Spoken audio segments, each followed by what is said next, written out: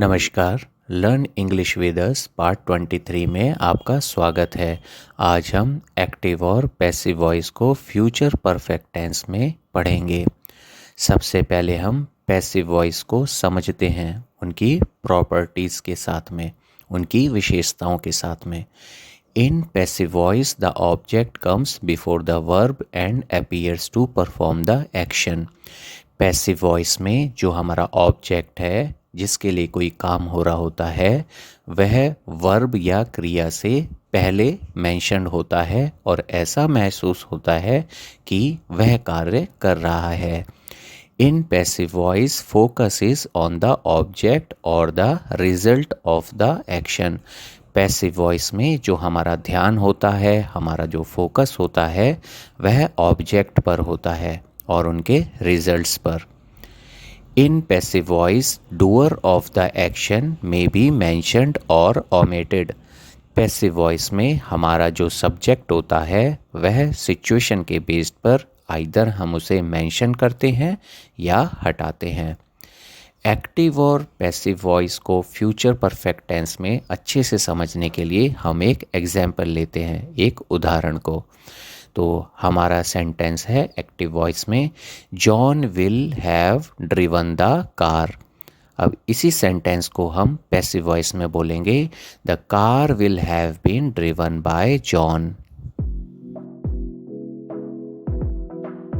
अब हम future perfect tense में अफर्मेटिव या सिंपल सेंटेंस को क्रिएट करने के रूल को समझते हैं।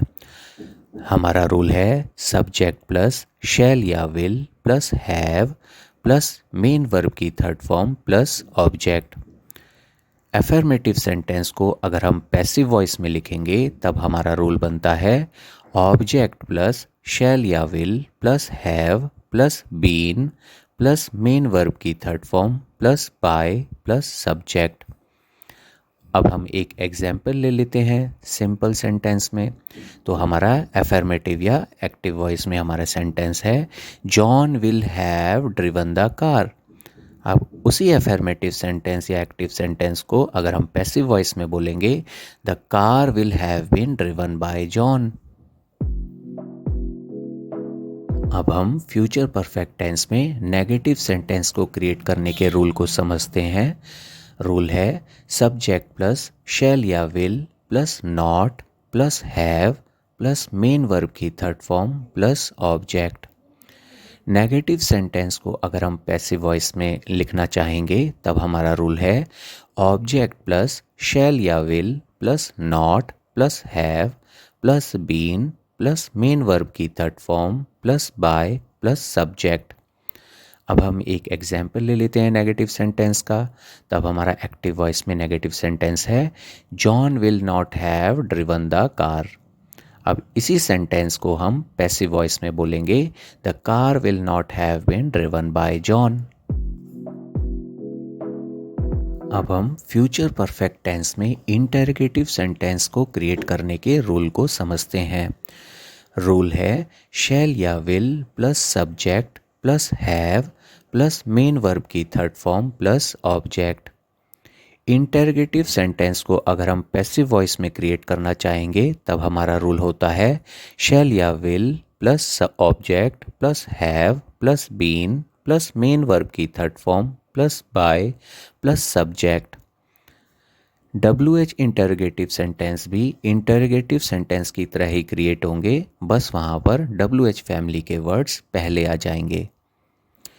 अब हम एक इंटरोगेटिव सेंटेंस का भी एक एग्जाम्पल लेते हैं। तब हमारा एक्टिव वॉइस में इंटरोगेटिव सेंटेंस है, will John have driven the car. अब इसी इंटरोगेटिव सेंटेंस को अगर हम पैसिव वॉइस में लिखना चाहेंगे तब हमारा सेंटेंस है, will the car have been driven by John. Main verb की फॉर्म के लिए हम पार्ट 3 की वीडियो को रेफ़र कर सकते हैं।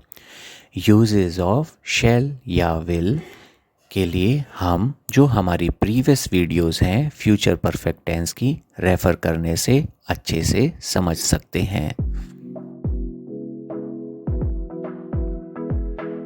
Now our important tip, consistent practice is the cornerstone of success. and it is crucial to hone your skills daily. Create 20 new sentences each day to strengthen your language proficiency. Begin engaging in conversations with close friends and family members to build confidence. Stand in front of mirror and practice speaking to enhance your verbal communication. Record yourself speaking every day and reserve time for self-review on weekends. Through this process, develop a sense of consistency and maintain faith in your abilities, as these steps collectively contribute to significant improvement in your communication skills.